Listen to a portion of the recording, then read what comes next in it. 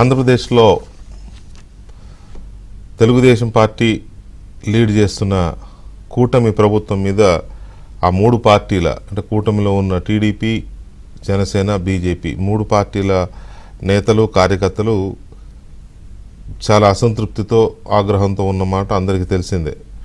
BJP సంగతి ఎలా ఉన్నా టీడీపీ ప్రధానంగా, అలాగే జనసేన కూడా పార్టీ అధినేతల మీద, ప్రభుత్వం మీద సీరియస్గా ఉన్నమాట తెలుసు అందరికీ. ఎందుకంటే గత 5 ఏళ్ల జగన్మోహన్ రెడ్డి హయాంలో చేసిన అరాచకాలు కానీ, పెట్టిన కేసులు కానీ, వేధింపులు కానీ, దౌర్జన్యకాండ కానీ, వీటి విషయంలో అప్పుడు పోలీసులు వాళ్ళు వెళ్ళి కంప్లైంట్ ఇస్తే కూడా తీసుకోలేదు. ఇప్పుడు వచ్చిన తర్వాత కూడా ఎందుకు ఇంకా వాళ్ళ విషయంలో మీనమేషాలు లెక్కిస్తున్నారు అనేది ఇప్పటివరకు కార్యకర్తల్లో ఉన్న ఆవేదన, ఆక్రోశం, ఆగ్రహం అన్నీ. సో ఇప్పుడున్న ఈ సిచ్యువేషన్లో అది కొంచెం డైల్యూట్ అవుతోంది.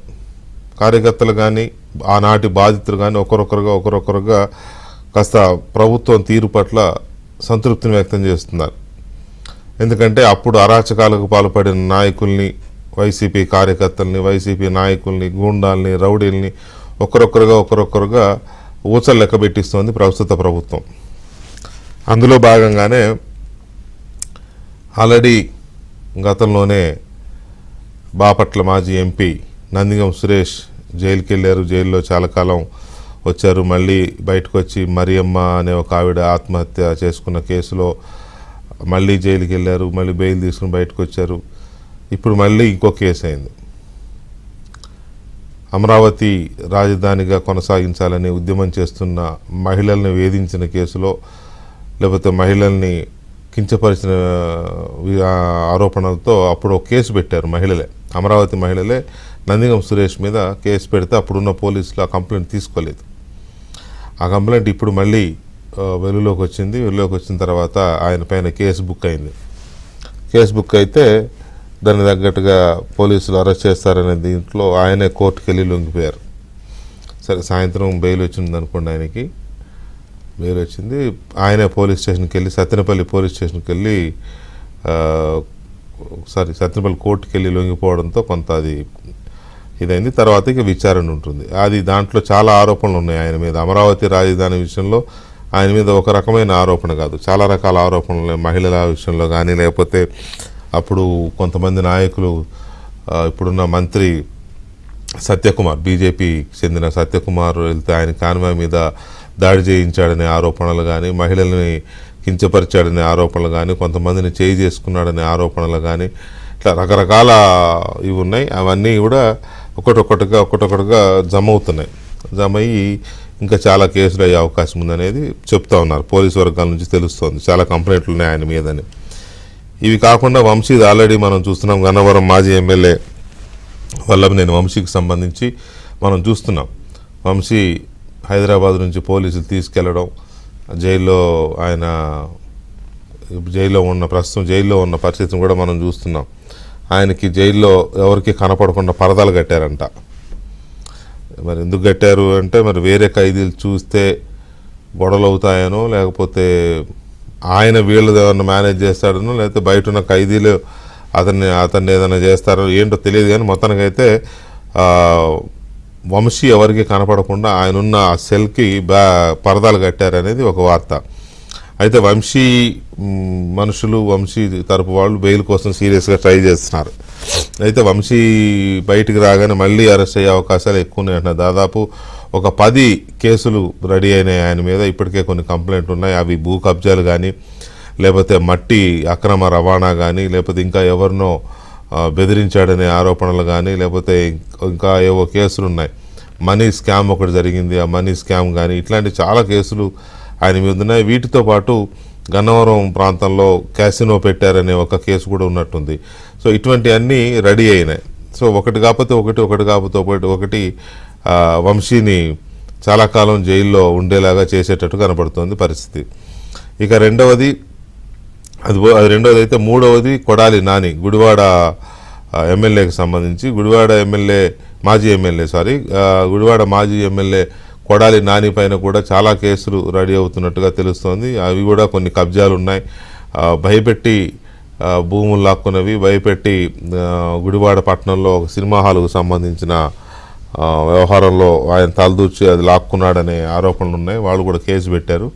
ఇంకోటి ఏదో స్కూల్ విషయంలో కూడా ఇట్లాంటిదే జరిగింది అనేది ఇంకొక ఆరోపణ ఉంది.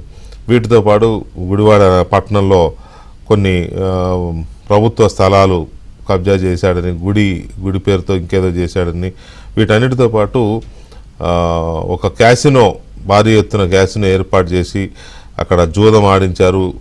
వేరే రాష్ట్రాల నుంచి, గోవా ఇతర ప్రాంతాల నుంచి అమ్మాయిని తీసుకొచ్చి అక్కడ పిచ్చి పనులన్నీ చేయించారు అనేది ఇంకొక ఆరోపణ ఉంది. అది కూడా కేసు రెడీ అవుతున్నట్టుగా చెప్తున్నారు. సో కొడాలి నానికి సంబంధించి ఇది ఎప్పుడైనా తెర మీదకి రావచ్చు. సో వీటితో పాటు ఆయన కొంతమందిని దుర్భాషలాడిన కేసు కూడా ఉంది, కంప్లైంట్లు కూడా ఉన్నాయి. కాబట్టి వాటిని కూడా వెలికి తీస్తే అటు కొడాలి నాని ఇటు వంశీ ఇద్దరు ఆ కేసులో జైలుకి వెళ్ళే అవకాశం ఉంది. మళ్ళీ భువనేశ్వర్ గారి విషయంలోనే పర్టికులర్గా భువనేశ్వర్ గారిని నిందించారు అనే దీని మీద వాళ్ళిద్దరి మీద కేసులో కంప్లైంట్స్ ఉన్నాయి.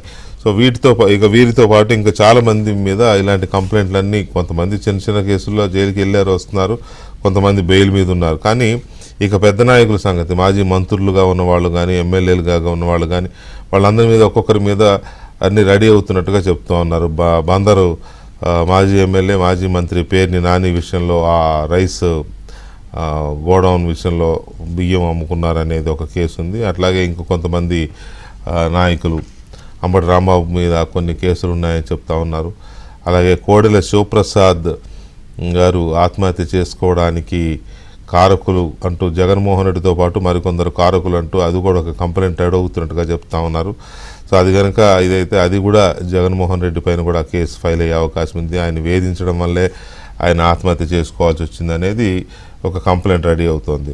సో ఇట్లాంటివి చాలా ఉన్న నేపథ్యంలో వీళ్ళందరూ క్యూ కడుతూ ఉన్న పరిస్థితి ఉంది. కాబట్టి ఇది ఇంకెక్కడి దాకా దారి తీసే అవకాశం ఉంది. ఈ బెదిరింపులు వీటి కోసమే ఉంటుందా, లేకపోతే ప్రభుత్వ హయాంలో 5 ఏళ్ళు ప్రభుత్వంలో ఉన్నప్పుడు చేసిన అవినీతి అక్రమాలకు సంబంధించి ఆ కేసుల పరిస్థితి ఏంటి? అది భూముల విషయంలో కావచ్చు, చుక్కల భూముల పేరుతో పేదల భూముల్ని కైవసం చేసినప్పుడు, సపోజ్ పెద్దిరెడ్డి రామచంద్రారెడ్డి అటవీ భూముల ఆక్రమణ ఆ కేసు కావచ్చు, లేకపోతే లిక్కర్ స్కామ్ కావచ్చు, శాండ్ స్కామ్ కావచ్చు, మైనింగ్ స్కామ్ కావచ్చు, వీటన్నిటి విషయంలో ఏం చేయబోతుంది ప్రభుత్వం అనే చర్చ కూడా ఇంకొక వైపు ఉంది. సో ఇవన్నీ ఒక ఎత్తు అయితే, జగన్మోహన్ రెడ్డి మనకు బాగా గుర్తుండే, రాజశేఖర రెడ్డి ముఖ్యమంత్రిగా ఉన్నప్పుడు గౌరి వెంకటరెడ్డి అనే ఒక అప్పటి కాంగ్రెస్ నాయకుడు జైల్లో ఉంటే, రాజశేఖర రెడ్డి ముఖ్యమంత్రి అవగానే జైలుకి వెళ్ళి మరి ఆయన్ని కలిసి వచ్చి మాట్లాడించాడు. ముఖ్యమంత్రి హోదాలో వెళ్ళి కలిసి వచ్చారు. అప్పుడు బాగా చర్చ జరిగింది. ఒక నేరస్తుడిగా జైల్లో ఉన్న వ్యక్తిని పలకరించడానికి ముఖ్యమంత్రి వెళ్ళడం ఏంటి అని. కాకపోతే ఏంటంటే అప్పుడు గౌరి వెంకటరెడ్డి మీద ఉన్న ఒక ఆరోపణ, ఒక ఫ్యాక్షనిస్ట్గా కొన్ని హత్య కేసులో ఒకటో 2 హత్య కేసుల్లో ఆయన మీద నేరారోపణలు ఉండడంతో అప్పుడు జైల్లో ఉన్నాడు ఆయనని వెళ్ళి పలకరించి వచ్చాడు. ఫ్యాక్షనిజం అనేది ఒక ముఠా తగాదాలు, ఫ్యాక్షన్ అనేది మనకు తెలుసు రాయలసీమ విషయంలో కొన్ని ప్రాంతాల్లోనే, మొత్తం కాకపోయినా కొన్ని కుటుంబాలే ఆ ఫ్యాక్షన్ని కంటిన్యూ చేస్తూ ఉంటే అవి కూడా ముఠా తగాదాలుగానో లేకపోతే పాలేగాళ్ళ పంచాయతీ అంటాం కదా, అట్లా ఉన్న పరిస్థితి. వాళ్ళని రాజశేఖర రెడ్డి పలకరించి వస్తేనే అంత గొడవైంది. కానీ వీళ్ళంతా మహిళల్ని చెరబట్టిన వాళ్ళు, లేకపోతే మహిళల్ని దుర్భాషలాడిన వాళ్ళు, మహిళల్ని ఇష్టం వచ్చినట్టు కించపరిచిన వాళ్ళు, భూములు లాక్కున్న వాళ్ళు, దళితుల్ని కొట్టిన వాళ్ళు, దళితుల్ని చంపిన వాళ్ళు, ఇంకా చెప్పాలంటే పేదల భూముల్ని భయపెట్టి లాక్కున్న వాళ్ళు, ఇలాంటి వాళ్ళు ఇప్పుడు జైలుకి వెళ్తున్న వాళ్ళు.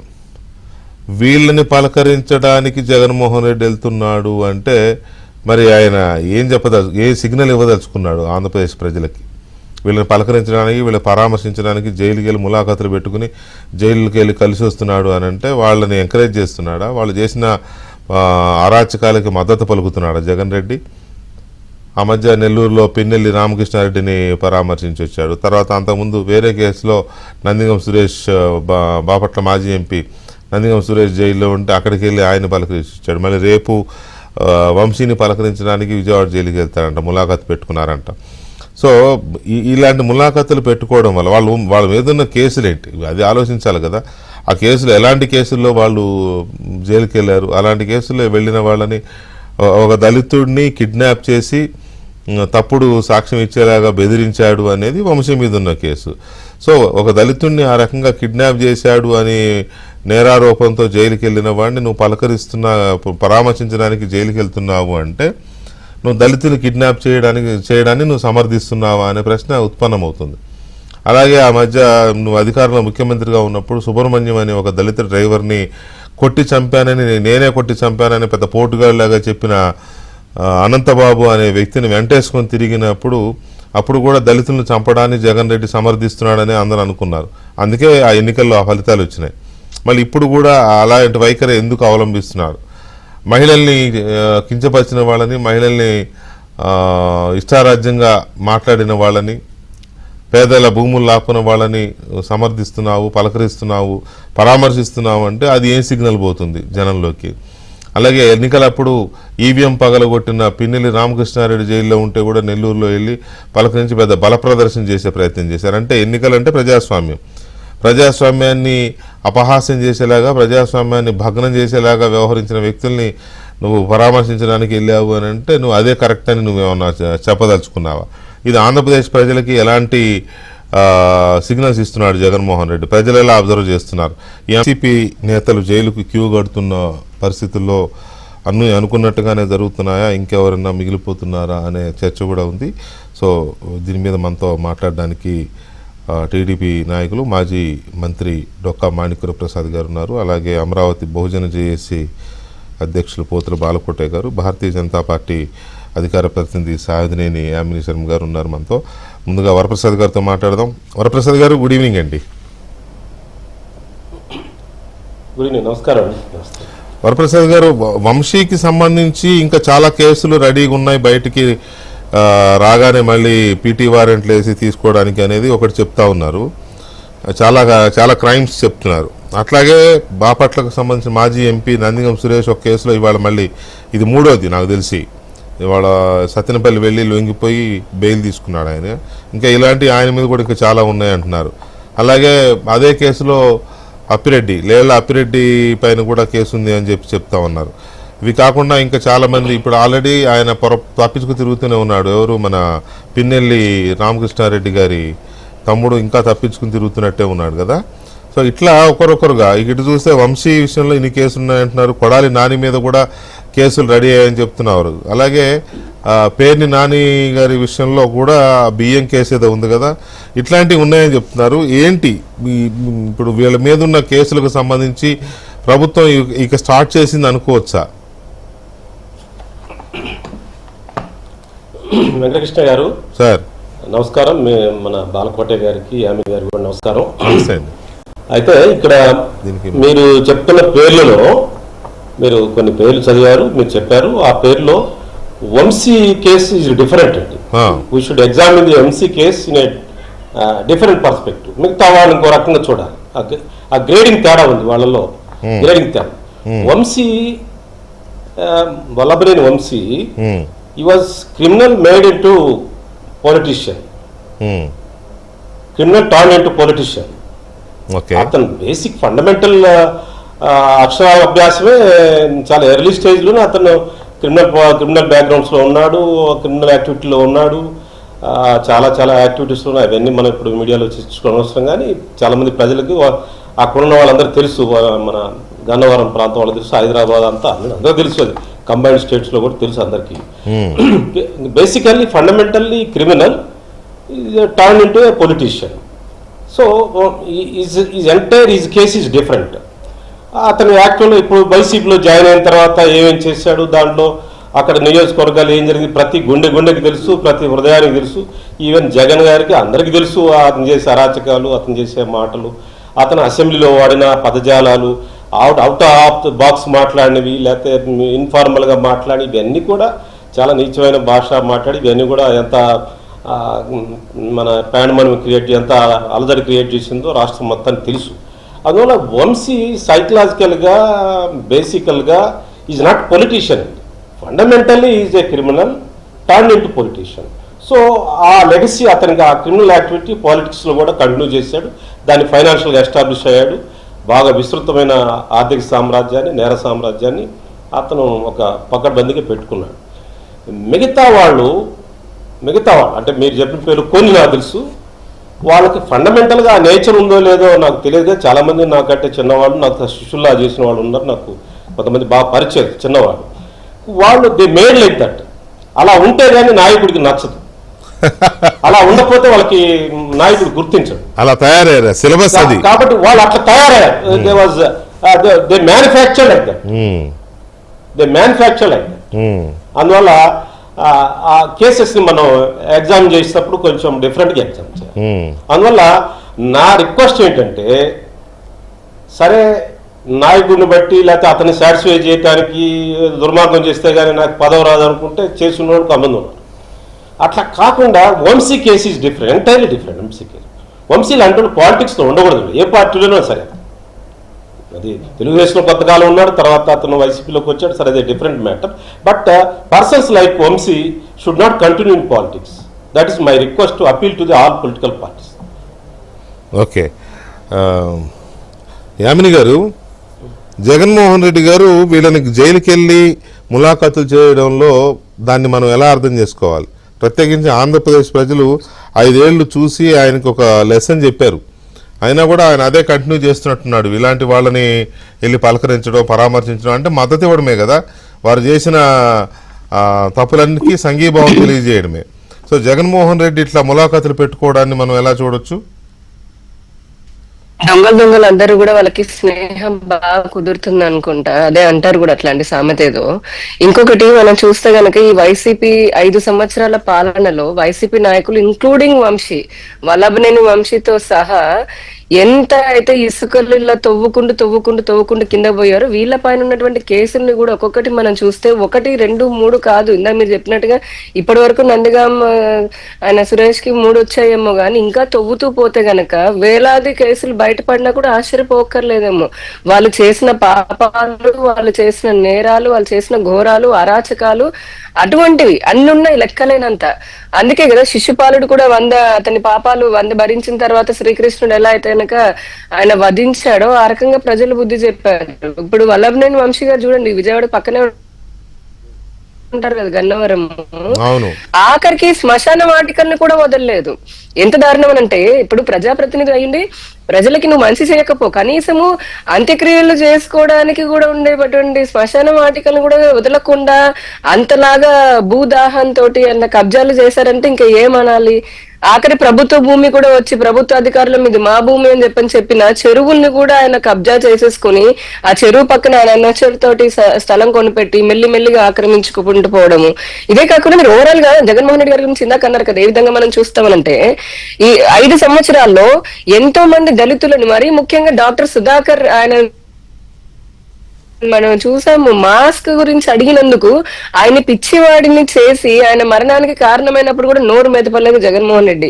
ఆయన ఇంటికి కూతవేట దూరంలో కూడా ఎంతో మంది ఒక మహిళ అఘాయిత్యానికి గురైంది. అలానే 5 సంవత్సరాల పాలనలో ఎంతో మంది మహిళల పైన దౌర్జన్యాలు జరిగాయి, అత్యాచారాలు జరిగాయి, మర్డర్లు జరిగాయి. అయినా కూడా ఏ రోజు బయటకు వచ్చి ఎవరిని కలిసి లేదంటే ప్రజలకి ధైర్యం చెప్పే సాహసం చేయలేదు ఆయన. పైగా పరదలు కట్టుకొని తిరిగేవాడు. అలాంటిది ఈ రోజు మనం చూడండి, వాళ్ళ నాయకులు గనక ముందు మీరు అన్నట్టే పిన్నెల్లి రామకృష్ణారెడ్డి జైల్లో ఉన్నప్పుడు ఈయన వెళ్ళి జైల్లోకి వెళ్ళి పరామర్శిస్తుంటాడు. ఇప్పుడు కూడా రేపు వెళ్తున్నాడు అని చెప్పని వార్తలు కూడా వస్తున్నాయి. అంటే మళ్ళీ ప్రజలు అన్నమాట, ప్రజలు నమ్మినది వాస్తవమే అని చెప్పని దాన్ని నిజం చేస్తున్నారు జగన్మోహన్ రెడ్డి గారు. ఎందుకంటే ఒక సందర్భం కాదు, అన్ని సందర్భాల్లోనూ దీంతో సహా. ఎంత దారుణంగా అంటే అధినేత, ఇప్పుడు ఇందాక ఎంతమంది పెద్దలు అంటున్నారు, అధినేత సరే మెప్పు కోసమో పదవుల కోసం మనందరికీ తెలుసు, బూతుల్లో సహజంగా ప్రజాప్రతినిధి కంటే ఏముండాలి, ప్రజల్లో మంచి బలం ఉండాలి, లేదా ఇచ్చిన హామీలు నిలబెట్టుకొని చేయాలని ఉండాలి.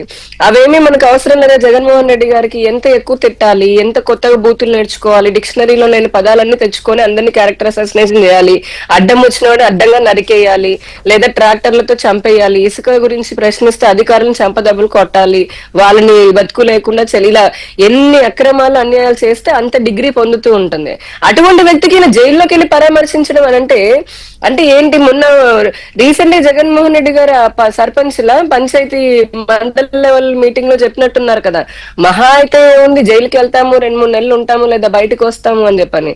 అంటే ఒక రాష్ట్ర ముఖ్యమంత్రిగా పనిచేసినటువంటి వ్యక్తి ఇప్పుడు ఒక పార్టీ అధినేతలాగా ఎమ్మెల్యే లాగా ఉన్నటువంటి వ్యక్తిని పదే పదే దొంగ అంటే అరాచకం చేసి ఇటువంటి దళితుల పైన దాడి, దళితులనే కాదు రాష్ట్ర ప్రజల పైన దాడి చేసి లేదా వాళ్ళ హత్య చేసినటువంటి వాళ్ళని కూడా జైళ్ళలోకి వెళ్ళి కలుస్తున్నారని అంటే జగన్మోహన్ రెడ్డి గారి యొక్క మానసిక పరిస్థితి అని కదా, ఆయన యొక్క ఆలోచన విధానము అందరూ కూడా ప్రజలందరూ గమనిస్తూనే ఉన్నారు. ఇది చాలా అంటే మన రాష్ట్రానికి మంచిది కాదండి పద్ధతి. ఎందుకంటే ఇప్పుడు పార్టీలు ఉన్నాయి, మేమందరం కూడా రాజకీయ పార్టీల్లోనే ఉన్నాం, ప్రతినిధులాగానే ఉంటున్నాము. ఎవరైనా పార్టీలకు వచ్చిన వారు అది ఎమ్మెల్యే కానివ్వండి, ప్రతినిధులు కానివ్వండి, ఇంకా నేర్చుకోండి, ఇంకా సబ్జెక్టు పెంచుకోండి, లేదంటే గనక ప్రజలకు ఏ విధంగా సేవ చేయాలని పెంచుకోండి అని చెప్తారు ఎవరైనా పార్టీ వాళ్ళు. కానీ వైసీపీలో అంతా రివర్స్. వాళ్ళు ఏం చెప్తారు, నువ్వు ఇంకా బూతులు నేర్చుకో, ఇంకా ఇంకా కమాన్. మనం చూసాం కదా సజ్జల భార్గవ రెడ్డి వాళ్ళంతా డిజిటల్ కార్పొరేషన్ వరకు కూడా ఏ విధంగా చేశారు. అంటే దగ్గరుండి ట్రైనింగ్ ఇచ్చి మరి ఇంకా కూడా నువ్వు ఈ రోజు 10 కోట్లు నువ్వు దోచేసావా, ఇంకో వచ్చే సంవత్సరానికి 100 కోట్లకు ఎదగాలి. ఇవే అన్నమాట ట్రైనింగ్ ఇచ్చే. చూస్తుంటే అలానే అనిపిస్తుంది. నందిగాం సురేష్ కూడా ఆయన మహిళల పైన అసలు ఎంత రూడ్ గా బిహేవ్ చేసేవాడు. అతను ఒక్కడైనా కాదు, ఇంకా చాలా మంది వైసీపీలో ఒక్క ఎమ్మెల్యే లేదంటే దాదాపు ఒక మినిస్టర్ పేరు చెప్పండి వీళ్ళు దౌర్జన్యం చేయలేదు, వీళ్ళు అరాచకం చేయలేదు వాళ్ళ పాలనలో అని. ఆఖరికి ఆడ మంత్రులతో సహా, రోజా లాంటి వాళ్ళతో సహా ప్రతి ఒక్కరూ కూడా కదా, తిరుమల పోయినా దౌర్జన్యమే, ఎక్కడ పొలాల్లోకి పోయినా దౌర్జన్యమే, ఆఖరికి ఓట్లు వేసేటటువంటి ప్రజల దగ్గరికి వెళ్ళి ఈవీఎంలను కూడా పగలగొట్టారు కదా. ఇంతటి దౌర్జన్యవంతమైనటువంటి పాలనను అందించి మళ్ళీ ఇప్పుడు వచ్చి ఇలాంటి నేను పరామర్శలు చేస్తాము అనేది జగన్మోహన్ రెడ్డి కూడా ఆలోచించుకోవాలి. రెండోది, మేము మొదటి నుంచి చెప్తున్నట్టుగా పాపం ఎప్పటికైనా పండుతుంది. ఈ రోజున ప్రభుత్వం ఒకదాంతో నుంచి వీళ్ళు బెయిల్ కని ఇంకొక అనకూడదు, కానీ నిజంగా న్యాయస్థానాలు కూడా ఇటువంటి వారికి వీళ్ళు చిన్న చిన్న న్యాయస్థానాల్లో ఉన్నటువంటి రూల్స్ ని పెట్టుకుని తొందరగా బెయిల్స్ తెచ్చుకుంటున్నారేమో గానీ ఇక్కడి నుంచి ఇది ఆరంభం మాత్రమే. తీస్తాము చిట్టా, ఇంకా ఇంకా ముందు తీస్తూనే ఉంటాము. చట్ట ప్రకారమే వాళ్ళు ఎన్నిసార్లు తప్పించుకోవాలని ప్రయత్నించినా మళ్ళీ కూడా అదే చట్టానికి వాళ్ళు దొరకాల్సిందే. ఈ రోజు భయపడిపోయి లొంగిపోతున్నారు, గంటకి బయలు తీసుకొని బయటకు వస్తున్నారు. అన్ని సందర్భాలు అలా ఉండవు కదా. వైసీపీ అధికారంలో ఉన్నప్పుడు ఈ కొంతమంది పనిగట్టుకుని ఒక 10 నుంచి 15 మంది వరకు నేతలు చేసిన అరాచకాలు అన్నీ ఇన్ని కావు. కార్యకర్తల మీద, లేకపోతే ప్రత్యర్థి పార్టీల కార్యకర్తల మీద, నేతల మీద దాడులు కావచ్చు, టీడీపీ ఆఫీస్ మీద దాడి కావచ్చు, లేకపోతే టీడీపీ కార్యకర్తల్ని చంపిన కేసులు కావచ్చు, పీకలు కోసి చంపేసిన కేసులు కావచ్చు, మహిళల మీద దాడులు చేసినవి కావచ్చు, ఇళ్ళకెళ్ళి కొట్టి చంపినవి కావచ్చు, చంపి డోర్ డెలివరీలు చేసిన కేసులు కావచ్చు, ఇలాంటి అన్నీ ఉన్నాయి కదా. ఇవన్నీ కూడా ఇప్పుడు ఒక్కొక్కటి ఎగ్జిక్యూట్ చేస్తుంది ప్రభుత్వం మొదలుపెట్టింది. అందుకే వీళ్ళు 1 by 1 క్యూ కడుతున్నారా అనుకోవచ్చా? ఇది ఎంతవరకు వెళ్తుంది? ఏ స్థాయి వరకు ఈ అక్రమాలకు పాల్పడిన వాళ్ళని, అరాచకాలకు పాల్పడిన వాళ్ళని ప్రభుత్వం వెంటాడుతుంది, వేటాడుతుంది? అలాగే జగన్మోహన్ రెడ్డి ఎందుకు ఈ రకంగా ఇలాంటి మహిళల్ని తిట్టిన వాళ్ళని, మహిళల మీద దాడులు చేసిన వాళ్ళని ఎందుకు ఆయన పరామర్శించడానికి వెళుతున్నాడు? ఆయన ఆలోచన విధానం ఏంటి అసలు అనేది కూడా కొంత చర్చించాల్సిన అంశమే కనపడట. బాలకోటే గారు నమస్తే. నమస్తే సార్. గత 5 ఏళ్లు గడగడలాడించిన వాళ్ళకి కాస్త కౌంట్ డౌన్ గట్టిగానే స్టార్ట్ అయింది అనుకోవచ్చా?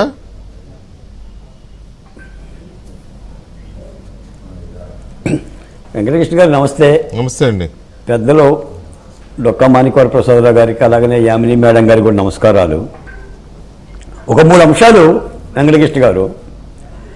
ఒకటి, రాష్ట్ర ప్రభుత్వం పగతోనో కక్షలతోనో ఈ అరెస్టులు చేస్తుందా, లేదా సాదాసీదంగా చట్టం చేయాల్సిన పని చేస్తుందా? నాకు తెలిసి ఈ అరెస్టు పర్వం కూడా 151 మంది ఎమ్మెల్యేల మీద చేయటంలా కూటమి ప్రభుత్వం, అలాగే 26 మంది మంత్రుల మీద కూడా చేయటంలా.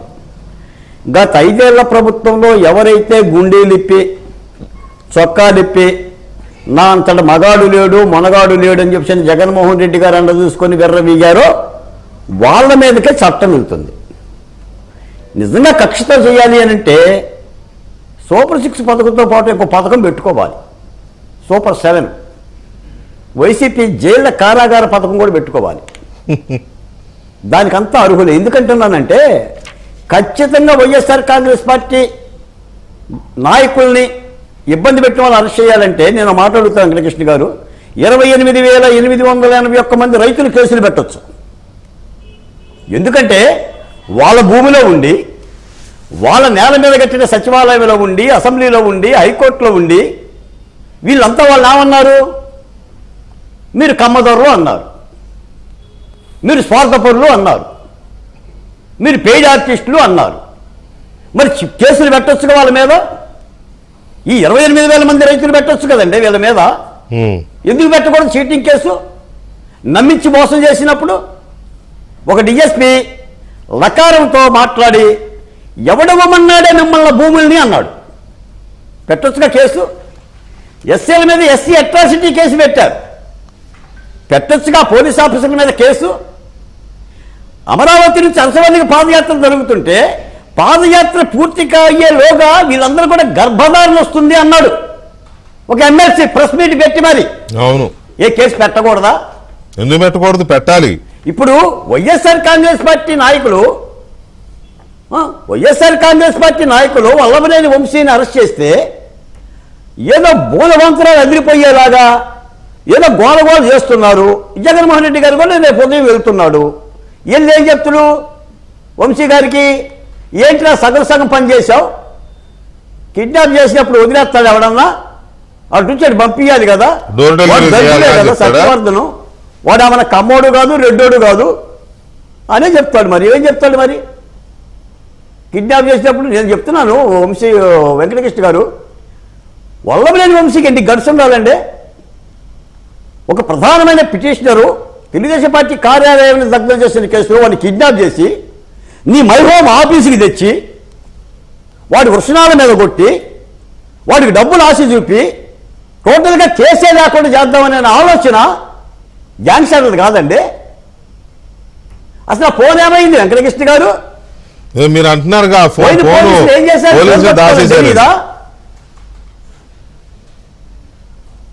లేకపోతే ఫోన్ ఏమైనా గోడ దిగి పారిపోయిందా?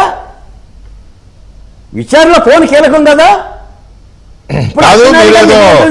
కాదండి, మీరేదో ప్రెస్ నోట్ ఏదో రిలీజ్ చేశారు చూసా నేను. ఆ ఫోన్ పోలేదు, పోలీసులు నొక్కేశారు, దాచేశారు ఏదో అన్నారు. మీకెందుకు వచ్చిందా అనుమానం? నేను అడుగుతున్నాను సార్, కూటమి ప్రభుత్వాన్ని పెద్దలు మాణిక్యవర ప్రసాద్ గారు ఉన్నారు, 40 నిమిషాలు పోలీసులు కూటమి ప్రభుత్వం చొక్కా వేసుకొని ప్యాంట్ వేసుకొని నా ఫోన్ లేదు అంటే యామిని గారు ఆ ఫోన్ మీరైనా సంపాదించండి కేంద్ర ప్రభుత్వంతో మాట్లాడి. I want phone. మొత్తం వంశీ చిట్టా వస్తుంది, పాపాల పుట్టబగులుతుంది. ఇంకెంతమందిని కిడ్నాప్ చేశారో, ఎన్ని లావాదేవీలు జరిగినాయో. పైపెచ్చి వెంకటకృష్ణ గారు ఇప్పుడు జరుగుతున్న అరెస్ట్ అన్ని కూడా అవినీతి మీద కాదు, వీళ్ళు తిన్న ఇసుక మీదో, భూముల మీదో, డబ్బుల మీదో, అవినీతి మీద కాదు, కేవలం అరాచకాల మీద జరుగుతుంది. అవును. ఒక్క వెంకటరెడ్డి గారినే ఇసుక కుంభకోణంలో అరెస్ట్ చేశారు. తహిమాయన్ని శాంతి భద్రతల అంశమే. ఈ రోజున కోర్టుకు లొంగిపోతే వెంటనే బెయిల్ వస్తుందని నందిగాం సురేష్ గారు వెళ్ళారు. అది అమరావతి మహిళ మహాలక్ష్మమ్మ పెట్టిన కేసు. మళ్ళీ పోలీసులు కనుక కోర్టులో పెడితే సెక్షన్లు మార్చి రిమాండ్ విధిస్తారేమన్నా మీరు గమనించారు కదా వెంకటకృష్ణ గారు? నందిగాం సురేష్ వెళ్తా మన పుష్పసినిమాలలాగే తనుకుంటూనే పోయాడు, పరుగెచ్చుకుంటూ సేదాగా వచ్చేశాడు. ఏముంది ఇందులో కక్ష సాధింపు? మరి వైఎస్ఆర్ కాంగ్రెస్ పార్టీలో జగన్మోహన్ రెడ్డి గారు అరెస్ట్ చేశారా? అంకబాబు గారిని అరెస్ట్ చేస్తున్నప్పుడు మొత్తం యావత్తు మనమే మాట్లాడాం డిబేట్లు, గడగడ వణికిపోయింది కదా సార్ రాష్ట్రం. కొల్లు రవీంద్రని అరెస్ట్ చేసినా, దేవినేని ఉమాని అరెస్ట్ చేసినా, అచ్చెన్నాయుడు గారిని అరెస్ట్ చేసినా, ధూళిపాల నరేంద్రని అరెస్ట్ చేసినా, రఘురామ కృష్ణరాజుని అరెస్ట్ చేసినా, లేదా మా డాక్టర్ సుధాకర్ని అరెస్ట్ చేసినా, డ్రైవర్ సుబ్రహ్మణ్యాన్ని చంపినా, ఏది సార్ మినిమం రిక్టర్ స్కేల్ ఏది? ప్రజాస్వామికంగా అరెస్ట్ చేస్తున్నారు అంతే. పైగా ఇందులో కూడా దళితులు ఇప్పటికైనా ఏమంటున్నాడు 2.0 అమలు చేస్తాను అంటున్నాడు. అంటే 1.0లో మిస్ అయిన వాళ్ళందరూ 2.0లో వేసేస్తారంట. ఇప్పుడు ఈ పరిపాలనలో కూడా మీరు నేను మాట్లాడినవే ఎండిఓ ఎంపీడీఓ జవహర్ బాబు మీద 14 మంది రెడ్డిలో వెళ్ళిపోయి దాడి చేశారు, కులం పేరు మీద దూషించారు. మొన్న జగన్మోహన్ రెడ్డి గారే పిలిచి ఒక ఎస్టీ డిఎస్పీని ఏమైనా రేపు మేము వచ్చేస్తామయ్యా, నీ సంగతి చూస్తామయ్యా అని అన్నాడు. మరి వాళ్ళేమో సత్యవర్ధన్ని కిడ్నాప్ చేసి మై హోమ్కే తీసుకెళ్లారు. మరి ఏది ఈ రోజున గతంలో నేను ఎన్నోసార్లు కూడా చంద్రబాబు నాయుడు గారు లోకేష్ గారి పాదయాత్రలో ఓ మేనిఫెస్టో ఇచ్చారు, దళిత త్రిదళ పత్రం అని. అయ్యా అభివృద్ధి, సంక్షేమం, భద్రత, ముఖ్యంగా ఆంధ్రప్రదేశ్లో ఎస్సీ ఎస్టీ కులాలకి భద్రత కావాలయ్యా. అన్నం లేకపోయినా బతకగలుగుతాం, నీళ్లు లేకపోయినా 2 రోజులు ఉండగలుగుతాం, కానీ భద్రత లేకపోతే బతకలేమయ్యా. అసలు ఈ కూటమి విజయానికే ఒక స్వాతంత్ర పోరాటంలా జరిగింది భద్రత. ఇష్టానుసారంగా మహిళల్ని చీరలు లాగటం, లంగాలు లాగటం, కొట్టడం, తిట్టడం. రంగనాయకమ్మ గారి పరిస్థితి ఏంటంటే 70 సంవత్సరాల రంగనాయకమ్మ గారిని అరే ఆ మాత్రం కసి కూడా చూపించట్లేదు కదండి రాష్ట్ర పోలీసులు. ఇంకెక్కడ ఉందండి? హాయిగా ఆయన చక్కగా నల్ల కారులో వచ్చాడు, జైలుకి వెళ్ళాడు. పరదాలు ఎందుకు కట్టారని మీరు అడుగుతున్నారు. పరదాలు కట్టకపోతే ఏను విజయవాడ సబ్ జైలు నుంచి మొద్దు సీనాను తయారు చేస్తే వంశీ గారు మరి మధ్యసరి సూరి అట్లే కదా పట్టాల రవిని హత్య చేయడానికి మన మొద్దు సీన్ రెడీ చేసింది. అందరు క్రిమినల్సే కదండి వీళ్ళ ఆలోచనలన్నీ క్రిమినల్సే కదా. ఇప్పుడు ఈ సత్యవర్ధన్ కిడ్నాప్ చేయకపోతే వంశీ గారు అరెస్ట్ లేదుగా. ఇప్పుడు చంద్రబాబు నాయుడు గారేమో పరిశ్రమలు రావాలి, ఉపాధి కావాలి, మన టెంపుల్స్ అభివృద్ధి చెందాలి, ఏంటి ఇది కట్టాలి అది కట్టాలని చెప్పేసి చంద్రబాబు నాయుడు గారు అభివృద్ధి తోవలోనే ఉన్నాడు. మరి వీళ్ళేమో మళ్ళీ మేము వస్తాము, నిన్ను లేపేస్తాము. మీరు యామిని గారు మీరు భారతీయ జనతా పార్టీ కాబట్టి మీరు ఆలోచించాలి. మరి జగన్మోహన్ రెడ్డి గారి మాటకి 2 సార్లు అంటున్నాడు, మొన్న కూడా అన్నాడు వీళ్ళందరూ అరెస్ట్ చేయడానికి ఆయన అరెస్ట్ అయ్యా బాబు అంటున్నాడు ఆయన. రేపు విజయవాడ సబ్ జైల్లో కూడా ఆయన మాట్లాడేది అదే. మరి ఆయన 2.1 అన్నప్పుడు మరి 3.1 ఆయన ఓపెన్ చేస్తారా? జైలు ఓపెన్ చేస్తారా? మాకైతే భయంగానే ఉందండి. నేను మాట చెప్తాను వెంకటకృష్ణ గారు, ఈ కూటమి ప్రభుత్వంలో ఒక్క దళితుడి ప్రాణం పోయినా వాళ్ళు కూడా ఈ రోడ్డు మీద ఉంటాడు. పోతూనే ఉన్నాయి ఒక్క ప్రాణం పోయినా చెప్తున్నాను కాదండి, ఒక్క ప్రాణం పోయినా లోకేష్ గారు చెప్తున్నా, నా డిబేట్ లో ఉన్న పెద్దలో మాణిక్యవర ప్రసాద్ చెప్తున్నా, మళ్ళీ రోడ్డు ఎక్కుతాం. ఎట్టి పరిస్థితిలో వదలం, ప్రాణాలు కాపాడండి సార్. ఏంటి సార్ ఆఖరికి ఆ సత్యవర్ధన్ అనేవాడు ఆఫీసులో కూడా పనిచేయకుండా కొరియర్ బాయ్గా చేసుకుంటాడు. నేను నిన్న ఒక మాటే ముప్పాల సుబ్బారావు గారు స్వయంగా ఫోన్ చేశారు. డ్రైవర్ సుబ్రహ్మణ్యానికి ఎస్సీ ఎస్టీ అట్రాసిటీ యాక్ట్ ప్రకారంగా రావాల్సిన పెన్షన్ డబ్బులు, ఛార్జ్ షీట్ వేసిన తర్వాత రావాల్సిన డబ్బుల గురించి మాట్లాడటానికి స్వయంగా చంద్రబాబు నాయుడు గారిని కలిసి విజ్ఞప్తి చేస్తే నిన్న చంద్రబాబు నాయుడు గారు ఆ డబ్బులు విడుదల చేశారు. కూటమి ప్రభుత్వం ఆపేస్తే విడుదల చేశారు. నేను అడుగుతున్నాను వెంకటకృష్ణ గారు, ఎంతమంది ముఖ్యమంత్రులు కలవగలుగుతారు? ఎంతమంది ముఖ్యమంత్రులు కలిసి ఇలాంటి అర్జీలు ఇవ్వగలుగుతారు, డబ్బులు తీసుకురాగలుగుతారు? సుబ్బారావు గారు పెద్దవాళ్ళు కాబట్టి సరిపోయింది. ఏమైంది ఎస్సీ ఎస్టీ అట్రాసిటీ యాక్ట్? ఏమైంది ఎస్సీ ఎస్టీ కమిషను? ఏమయ్యాడు కలెక్టరు? చచ్చిపోయిన డబ్బులు ఎవరండి? ఎరియర్స్ అంటే మళ్ళీ అవి ఏది చచ్చినందుకు ఎరియర్స్ సార్ మనం అడిగేది. అదే కాదు, అనక తప్పదు. బాధపడ్డా ఎవరు బాధపడ్డా నేను అనక తప్పదు. మా పరిస్థితి ఎలా ఉంది కాదు. ఇప్పుడు ఇది ఒకటే కాదు, ఆయన డాక్టర్ సుధాకర్ గారి కేసు తిరగదోడాల్సిన అవసరం ఉంది. అలాగే వరప్రసాద్ గారు, ఆయన వరప్రసాద్ మన శిరోముండనం కేసు అది తిరగదోడాల్సిన అవసరం ఉంది. ఎందుకంటే ఆ కేసు ఇంకా చాలా ఎంత పెద్దదంటే, అబ్బాయి నాకు నక్సలైట్లో కలిసిపోతానని రాష్ట్రపతికి లెటర్ రాస్తే రాష్ట్రపతి అప్పుడు రాష్ట్ర ప్రభుత్వాన్ని ఆదేశించింది అతనికి న్యాయ సలహా సర్వీస్ చేయడం కోసం, ఆ కేసు డీల్ చేయడం కోసం స్పెషల్ ఆఫీసర్ని పెట్టమని. అయినా ఆ ప్రభుత్వం స్పందించలా. ఒక దళిత యువకుడికి శిరోముండనం చేసిన కేసు అట్లా నీరు గారిపోయింది. రాష్ట్రపతి జోక్యం చేసుకున్నా. సుబ్రహ్మణ్యం డ్రైవర్ని నేనే చంపానని చెప్పి ఒప్పుకున్నాడు కదా, అతను బాగానే తిరుగుతున్నాడు బయట. ఇలా ఎన్ని అటు చూస్తే పల్నాడులో చంద్రయ్య తెలుగుదేశం పార్టీ కార్యకర్త పీకలు కోసిన కేసు ఎంత దారుణం. ఇట్లాంటి ఎన్ని కుప్పలుగా ఉన్నాయి.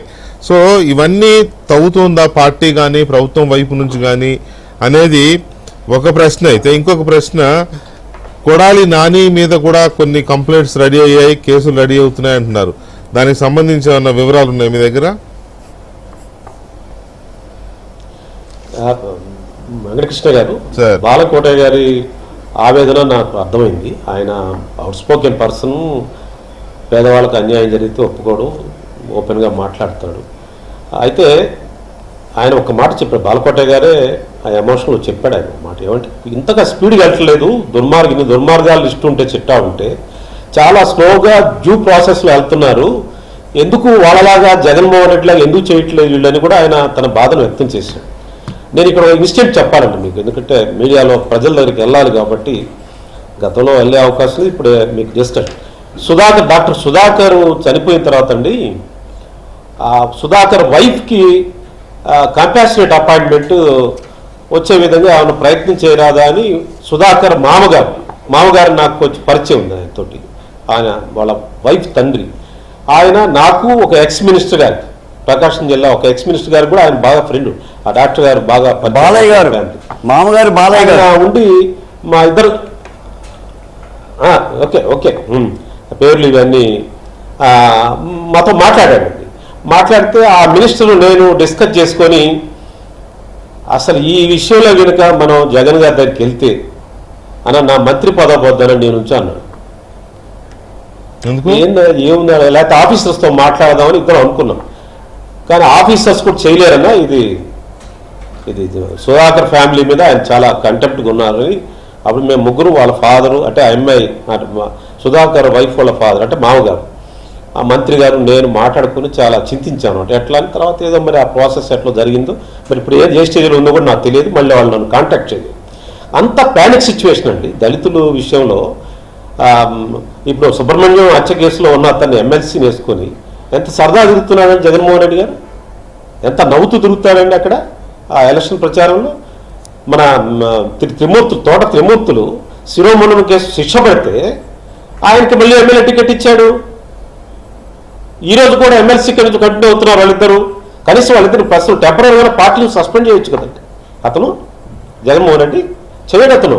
అందువల్ల జగన్మోహన్ రెడ్డి ఇంకో రకంగా ఆలోచిస్తాడని రేపు వంశీ దగ్గరికి వెళ్ళి ఇంకేదో బీద పలుపు ఏముండదండి. జగన్కి ఇలాంటి ఇష్టం అండి, ఇలాంటి హింసా రాజకీయాలంటే ఆయనకి ఇష్టం.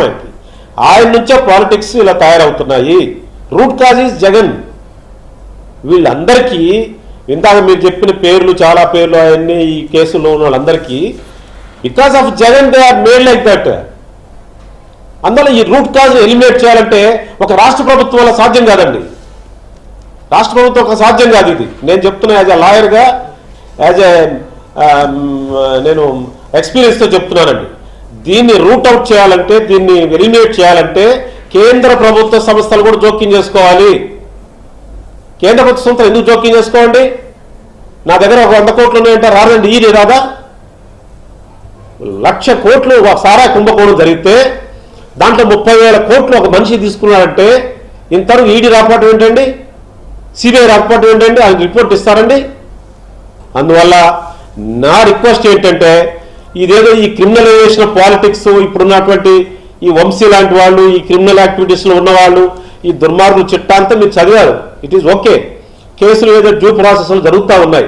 కానీ దీన్ని ఎలిమినేట్ చేయాలంటే ఒక రాష్ట్ర ప్రభుత్వం వల్ల, ఏజెన్సీస్ వల్లే సాధ్యం కాదు. దీన్ని మొత్తం కూటమి ప్రభుత్వము ప్రజల విశ్వాసాన్ని తీసుకొని కేంద్ర ప్రభుత్వ సంస్థలు ఇన్వాల్వ్ కావాలి. ఏంటి ఇలాంటి వాళ్ళు రాజకీయాల్లో కొనసాగించటం?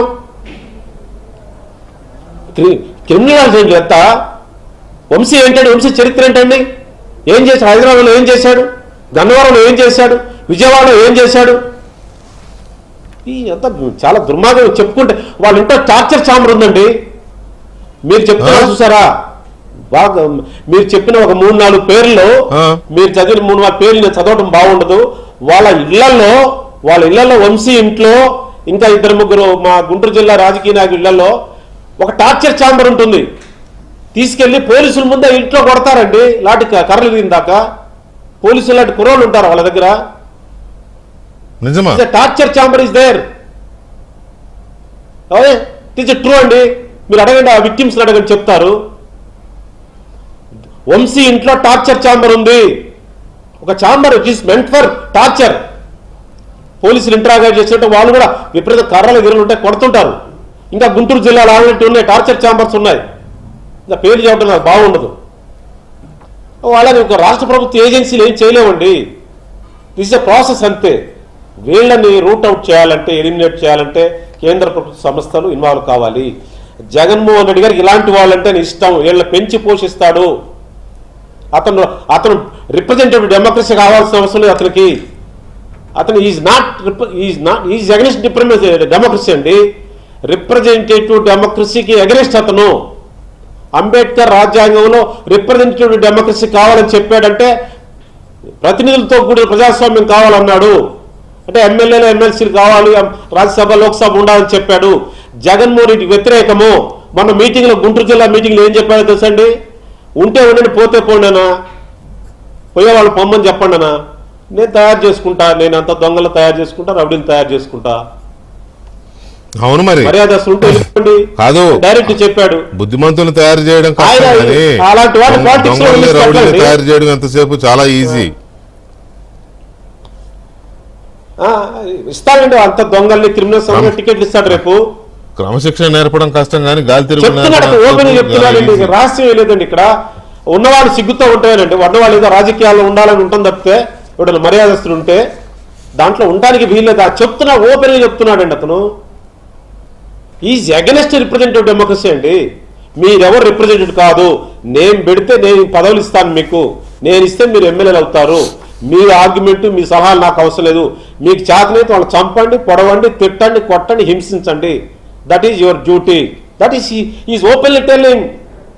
అతని రాజకీయాల నుంచి ఎలిమినేట్ చేయాలంటే ఒక రాష్ట్ర ప్రభుత్వ ఏజెన్సీల వల్లే అవుతుందండి. It is very big process అండి. దాని గురించి ఎవరు థింక్ చేయట్లేదు.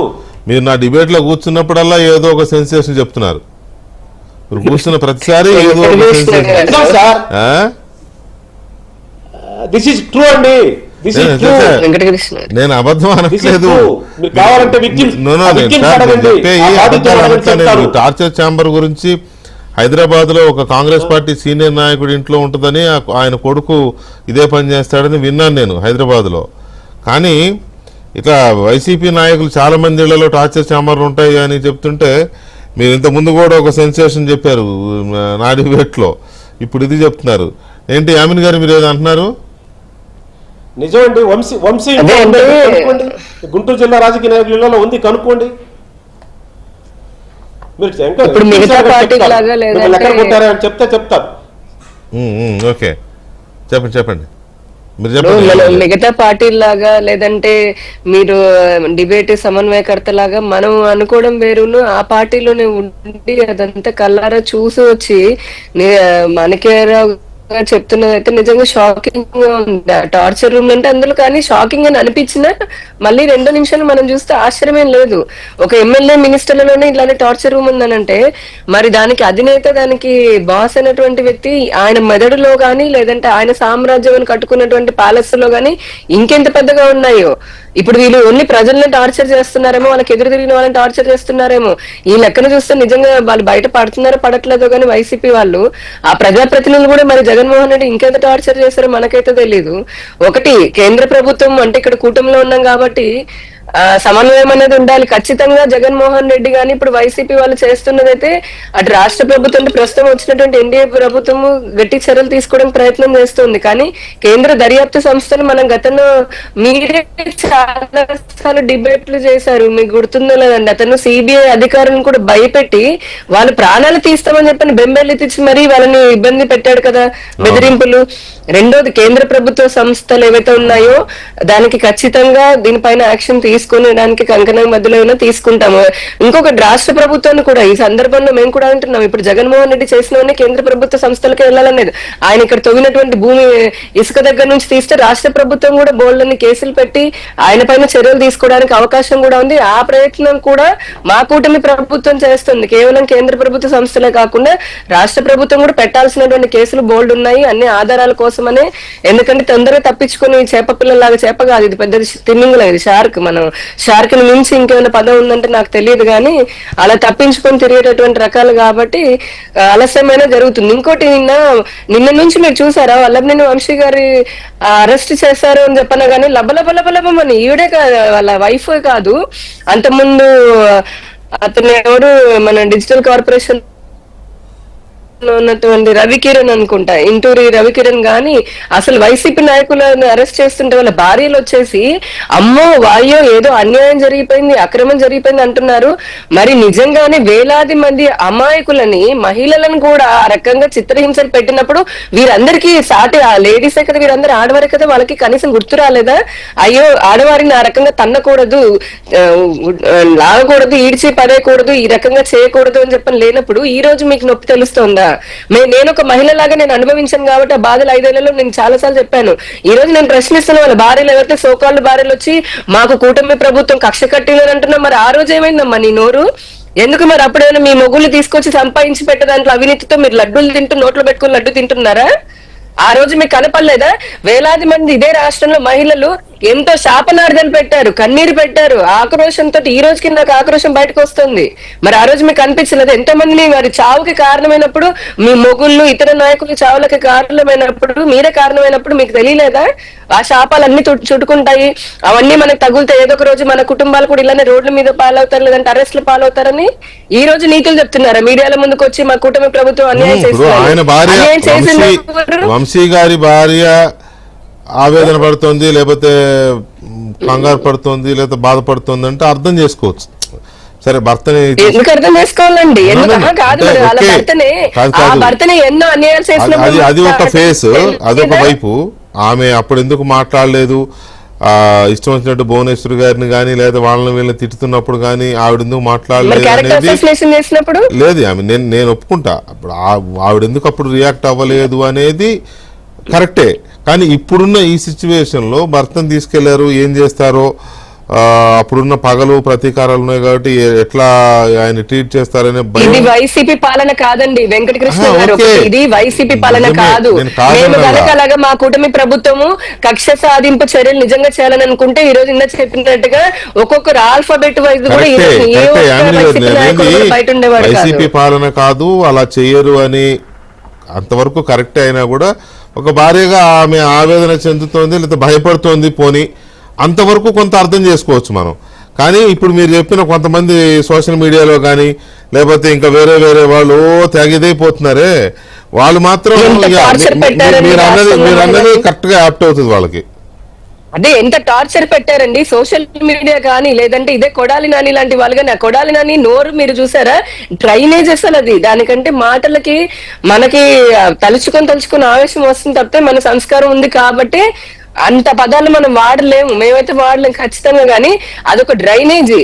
అసలు ఇంకా చాలా మంది కూడా ఇదే, ఎంతమంది ఇప్పుడు చాలా వైసీపీ వాళ్ళు ఉన్నారు కదా, మరి వాళ్ళకి ఆ రోజు తెలియలేదా? ఇంత పడేసి వేల మందిని అన్యాయంగా జైలు పాలు చేశారు కదండి నెలల తరబడి. వాళ్ళ కుటుంబాలు ఎంత ఘోషపడ్డాయి.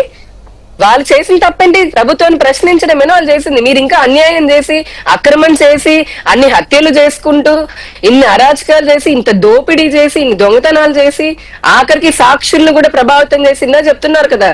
ప్రైవేట్ పార్ట్స్ పైన కూడా అతన్ని కొట్టి ఈ రకంగా చేసినటువంటి ఇంత మీరే ఇలా బాధపడుతుంటే అన్యాయంగా రాష్ట్రం కోసమని ప్రశ్నించిన వాళ్ళు మరి వాళ్ళ కుటుంబాలు ఎంత ఘోషపడి ఉండాలి?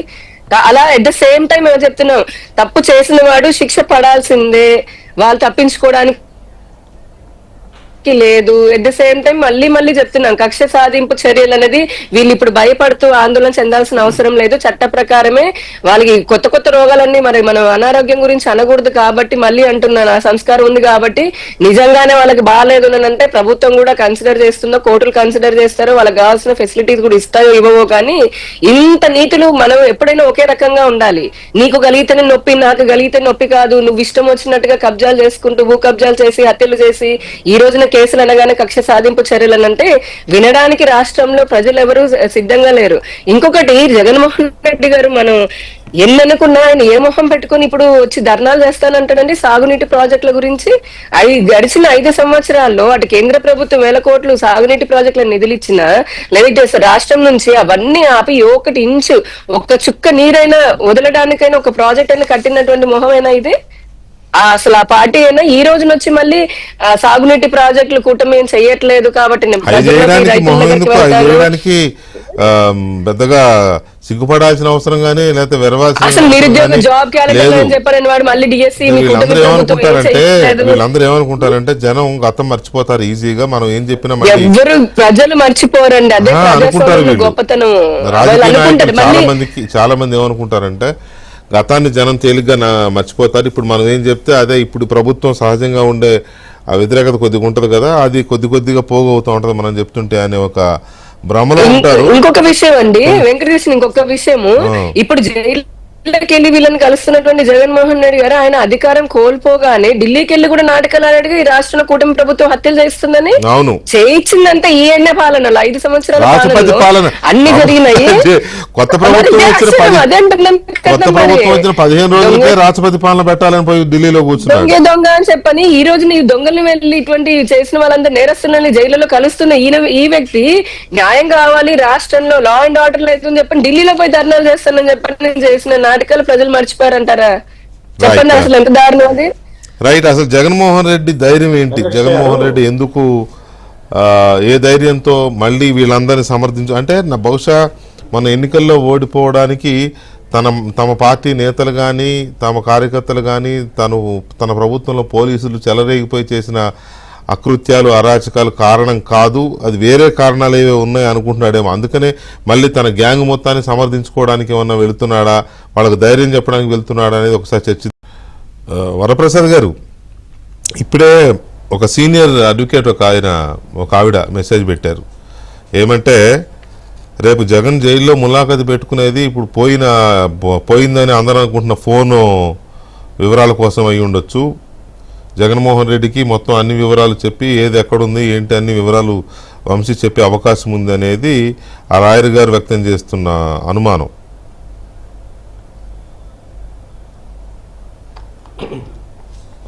అది ఉండొచ్చు, అలాంటి అవకాశాలు ఉంటే ఉండొచ్చు అండి, అది పెద్ద ఇష్యూ కాదండి.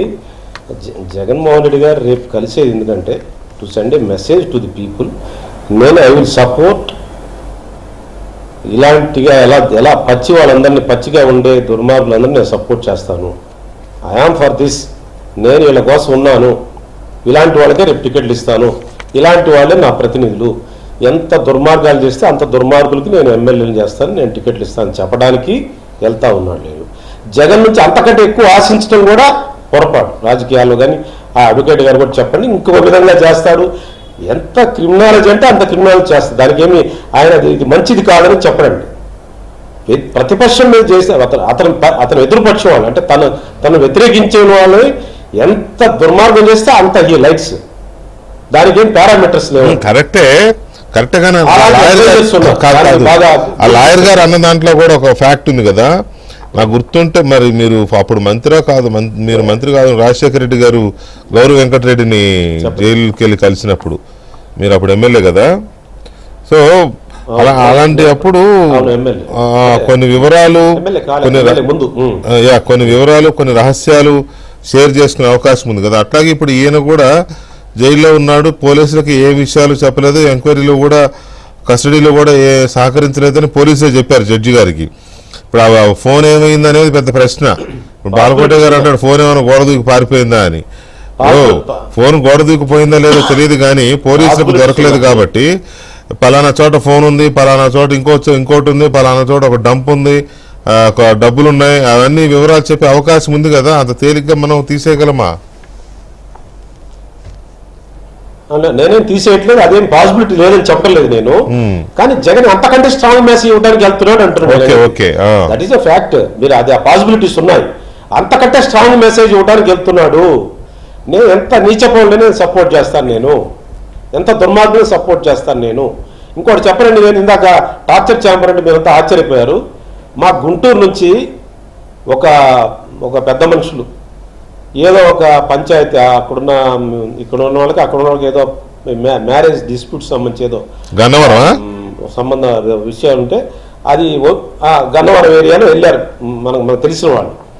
వెళ్తే వాళ్ళందరూ ఉండగానే ఒక పెద్ద ఆయన రాజుగారు, అతను మీరు ఎవరు ఆ రాజుగారు ఎవరో నాకు తెలియదు, ఒక రాజుగారు అక్కడికి వచ్చి ఈ ప్రొక్లైనర్స్తో అతని చెట్లు మామిడి చెట్లు ఇవన్నీ కూలగొడుతున్నారు. అంటే అక్కడ మట్టి కోసం అతనికి మామిడి చెట్లు చాలా 30-40 ఏళ్ళ నుంచి పెంచుతున్న మామిడి చెట్లు కూల్చేస్తున్నారంట. ఈ రాజుగారు కారులో వచ్చి, ఆయన పెద్ద జమీందార్ అంటే జమీందార్ అంటే రిచ్ పర్సన్ అతను కూడా వచ్చి, రాజుగారు వచ్చి వంశీ గారికి వచ్చి, ఇవి నా కాగితాలండి, ఇది నా పొలము, ఈ నా మామిడి చెట్లు 40 ఏళ్ళ నుంచి పెంచుతున్నా అని చెప్తే, వీళ్ళందరూ ఈ 10 మంది వీళ్ళంతా ఇన్నోసెంట్ పీపుల్, వాళ్ళు ఏదో మ్యారేజ్ ప్రాబ్లం మీద వెళ్ళారు. అక్కడ ఒక అమ్మాయి భార్యాభర్తల మధ్య డిస్ప్యూట్ వ్యవహారానికి వెళ్ళారు. వెళ్తే వాళ్ళందరి ముందు అతను తన్ని కారులో ఎక్కించుకొని వాళ్ళ ముందు ఇంట్లో తీసుకుని టార్చర్ ఛాంబర్లో పెట్టి కొట్టారట. అదికి నేను చెప్పి టార్చర్ ఛాంబర్ చెప్పడానికి కారణం, that is one of the example by villagers, ఒక స్మాల్ విలేజర్స్ చెప్పిన ఎవిడెన్స్ అది. ఇట్లాంటి కొన్ని వందలు ఉన్నాయి. అలాంటి చాలా మంది చేశారు, not only one Vamsi. They are ఇలాంటి ఛాంబర్స్ మెయింటైన్ చేసి వాళ్ళ ఇళ్లలోనే ఒక రూమ్ మెంట్ ఫర్ ఛాంబర్స్ చేసిన వాళ్ళు ఉన్నారు. అందరూ రేపు జగన్ వెళ్ళేది ఈ ఫోను ఈ తత్వం ఇదొక ఆస్పెక్ట్, వెళ్ళి ఫోన్ విషయాలు మాట్లాడతాడు, అతనికి ఏదో ఉంటుంది, నేను ఆ పాసిబిలిటీ కాదంటలేదు. కానీ ఇంతకంటే స్ట్రాంగ్ మెసేజ్ ఇవ్వడానికి వెళ్తున్నాడు. ఇంతకంటే ఇగో మీరందరూ ఎమ్మెల్యేలు కావాలంటే రేపు ఇంతకంటే దుర్మార్గాలు చేయండి, పోతే 2 నెలలు జైలుకి వెళ్తారు, పోతే ఏమవుతుంది, నేనున్నాను, నేను డబ్బులు ఇస్తాను. అతని దగ్గర 4 ఎలక్షన్ జరిపే డబ్బులు ఉన్నాయండి, అతనికి డబ్బులు లెక్కలేదు. అన్లెస్ ఇలాంటి క్రిమినల్స్ ఇలాంటి యాక్టివిటీస్ రూట్ అవుట్ చేయడానికి సెంట్రల్ అండ్ స్టేట్ ఏజెన్సీస్ పూనుకుంటే తప్పితే అతను భయపడేది లేదు. అతను ఇలాంటి వాటికి ఎంత దుర్మార్గం ఉంటే ఆ దుర్మార్గ రిప్రజెంటేషన్ ఉంటుంది అతనిది. రైట్. అయితే ఇక్కడ డబ్బులుంటే ఎన్నికలకి డబ్బులున్న ప్రజలు చేస్తే చేయడానికి మొన్నటి ఎన్నికలు కూడా ఒక ఎగ్జాంపుల్. కాదు, గెలుపోవడం గురించి కాదండి, క్యాండిడేట్స్ కి మీరు అన్న పాయింట్ అర్థమైంది నాకు. అయితే అక్కడ ఇంకో పాయింట్ ఏంటంటే, కావాలంటే రేపు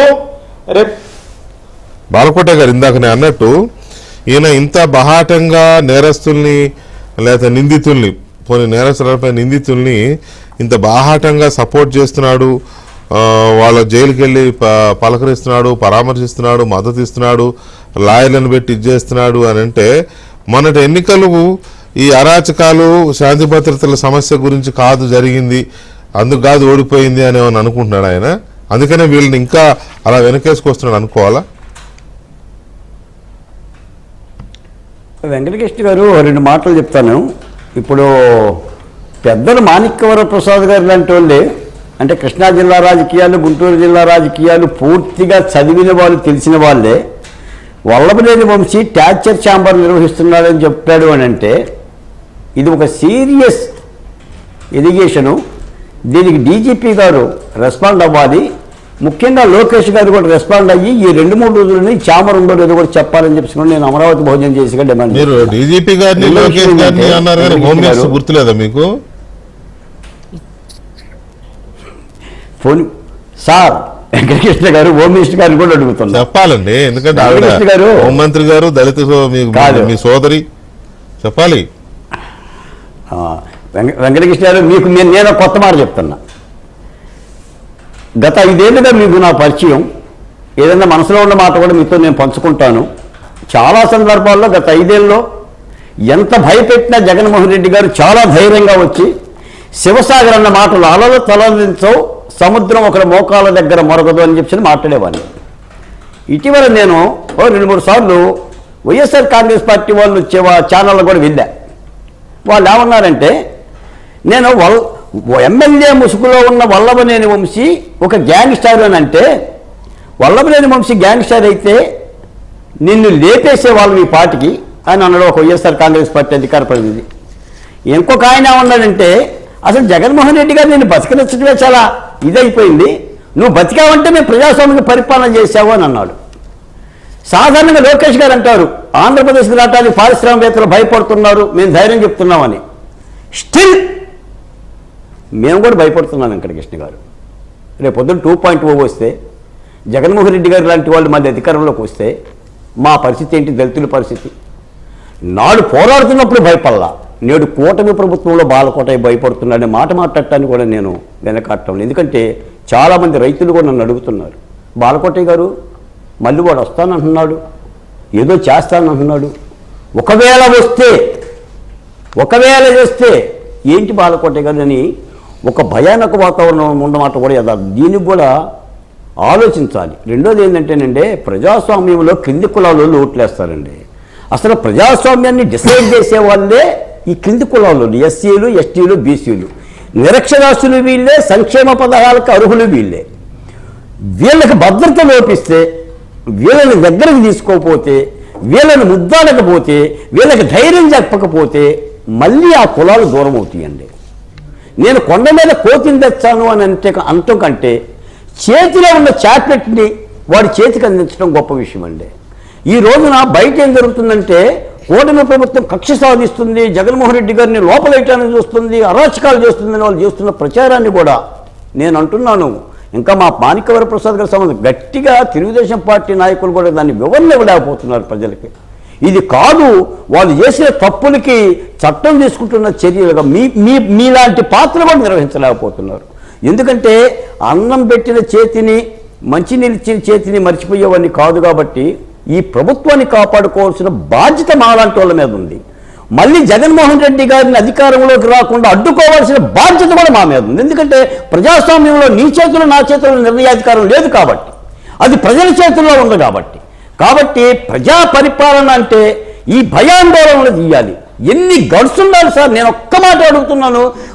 వల్లభనేని వంశీకి కూటమి ప్రభుత్వంలో సత్యవర్ధన్ని కిడ్నాప్ చేసి వృషణాల మీద కొట్టి మరి ఆ టార్చర్ చామర్కి మరి ఉందేమో అక్కడ తీసుకెళ్ళి మై హోమ్కి తీసుకెళ్ళగలిగిందంటే వాట్ ఈస్ ద గట్స్? ఆ ధైర్యాన్ని చెప్పుకోవాలి కదా నేను అంటున్నా. మరి అలాంటి ధైర్యవంతుడు పొద్దున్న జగన్మోహన్ రెడ్డి గారు ఆ మాట అంటున్నాడు. ఆ 2.0 వల్ల మమ్మల్ని అందరం చేరుస్తాడే. మరి ఈ వాతావరణాన్ని ఎలా, ఈ భద్రత ఎలా, ఈ భయం పోగొట్టడం ఎలా? పరిశ్రమలు వస్తాయి, ఉద్యోగాలు వస్తాయి, అమరావతి వస్తుంది, పోలవరం నిర్మాణం చేస్తున్నాం. అసలు ముందు బతికొండాలి కదండి. కూటమి ప్రభుత్వానికి విజయం ఎక్కడి నుంచి వచ్చింది? ఈ రజాకారుల పరిపాలన యొక్క వెత నుంచే కదా. ఒక్కొక్క అమరావతి మహిళ శివంగిలా దూకింది, శివంగిలా విజృంభించింది, ఊరూరు తిరిగింది, జెండాలు పట్టింది, కడుపు మార్చుకున్నాం. ఎన్ఆర్ఐలు అమెరికా నుంచి వచ్చారు. ఎందుకు వచ్చారు? ఈ రాష్ట్రంలో ప్రజాస్వామ్యం లేదు, స్వాతంత్రం లేదు, స్లేవాంధ్ర, దాన్ని సేవాంధ్ర చేయాలని చెప్పి ఆ పటిమ ఎక్కడున్నారు? కాబట్టి ఎక్కడ లేదు సార్. మీకు మాట చెప్పాను, గోసాల ప్రసాద్ గారు మీకు నాకు మిత్రులు, ఎన్నోసార్లు నన్ను జీవించాడు. కూటమి ప్రభుత్వం వస్తే ఆయన ఏదో ఒక మంచి కోరుకున్నాడు సార్. ఆ కోరుకున్న ఆశ నెరవేరకుండానే అసువులు బాశాడు సార్. నాకు కళ్ళమని నీళ్ళు వచ్చినాయి. అయ్యో మిత్రుడు, ఆ వయసులో 5 ఏళ్ళు పోరాడాడు ఈ ప్రభుత్వం కోసం. చంద్రబాబు నాయుడు గారిని కలవరిచ్చాడు, లోకేష్ గారిని కలవరిచ్చాడు, ఈ ప్రభుత్వం రావాలన్నాడు. కానీ అసువులు బాశారు సార్. నాకు తెలిసిన 3-4 కూడా అసువులు బాశారు. కాబట్టి చూడాలండి. అంటే నేను ఏదో దీన్ని విమర్శ కోసం నేను చెప్పడం లేదు.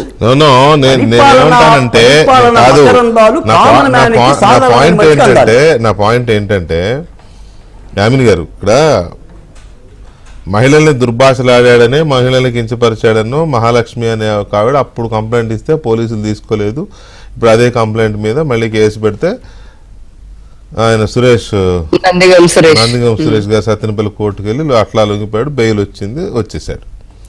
మరి ఆ లొంగిపోతున్నప్పుడు ప్రభుత్వ తరపు లాయర్కి సమాచారం లేదా, లేకపోతే సరిగా ప్రిపేర్ అవ్వలేదా, అదేంటి ఎలా బెయిల్ వచ్చేసింది నాకు తెలియదు. Okay, point number 1. ఎంతమంది మహిళల్ని సావచిత కొట్టారండి? అమరావతి ఉద్యమం చేస్తున్న రాజధాని మహిళల్ని ఎంతమందిని కించపరిచారండి నోటికి వచ్చినట్టు? ఇందాక కొన్ని పదాలు ఆయన చెప్పాడు, బాలకోటయ్య గారు చెప్పాడు. ఎంత భయంకరంగా తన్నారండి కాళ్ళతో కడుపు మీద తన్నిన మహిళలు ఎంతమంది కాళ్ళు చేతులు విరిగిన బాలింతలను కూడా తన్నారు. వ్యాన్ లెక్కిస్తుంటే చేతులు పెట్టలా అయితే కింద పడ్డారు. బాత్రూమ్ స్నానాలు చేసే టైంలో బాత్రూమ్ మీద డ్రోన్లు ఎగరేశారు.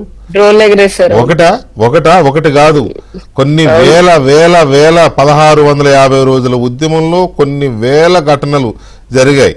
కొన్ని లక్షల మాటలు తూలారు. ఏవి ఆ కేసులన్నీ ఏవి?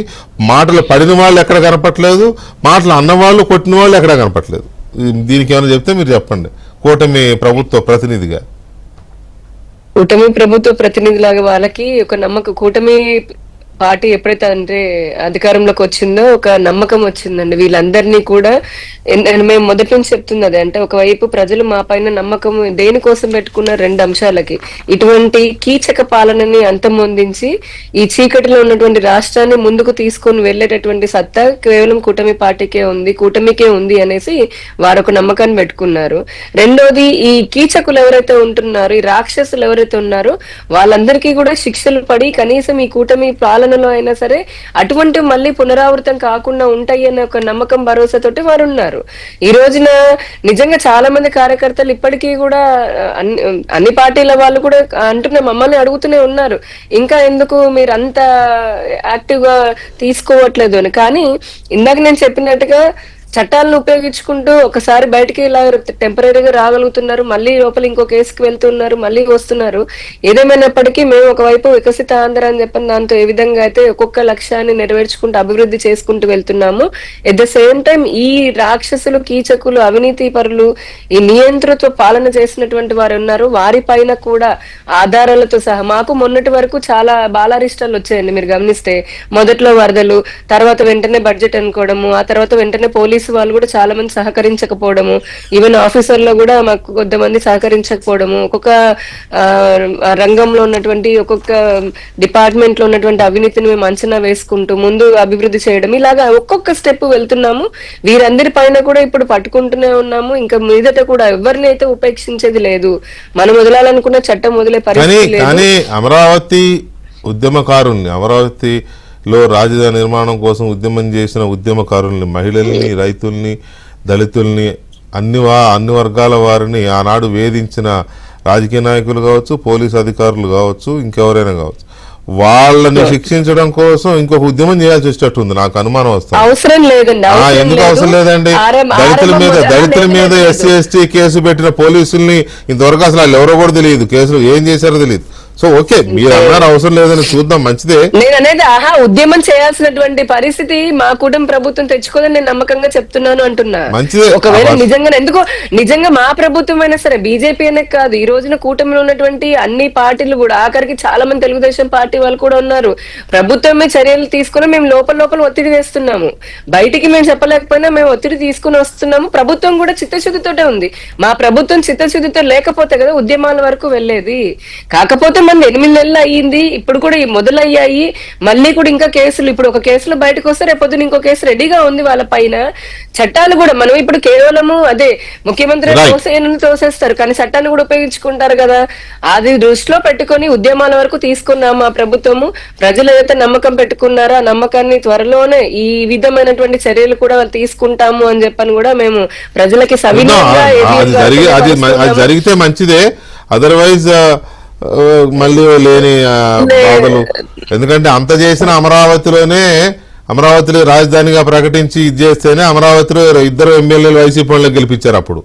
ఇప్పుడు ఈ అసంతృప్తి ఇలాగే ఉందనుకోండి, కూడా కాలు బొడితో తన్నారండి పోలీసులు. అందుకే అంటున్నా, కాబట్టి మేమందరం కూడా ఎదురు చూస్తున్నాము. ఆ చర్యలు కూడా మొదలైనాయి, ఇక్కడ నుంచి ముందుకు వెళుతుంది. ఇప్పుడు ప్రజలు కూడా అర్థం చేసుకుంటున్నారు. మేము చర్చలో పాల్గొన్నందుకు, అలాగే వరప్రసాద్ గారు అండ్ బాలకోట గారు థ్యాంక్ యూ వెరీ మచ్ అండి చర్చలో పాల్గొన్నందుకు. ఇది వాళ్ళ డిబేట్.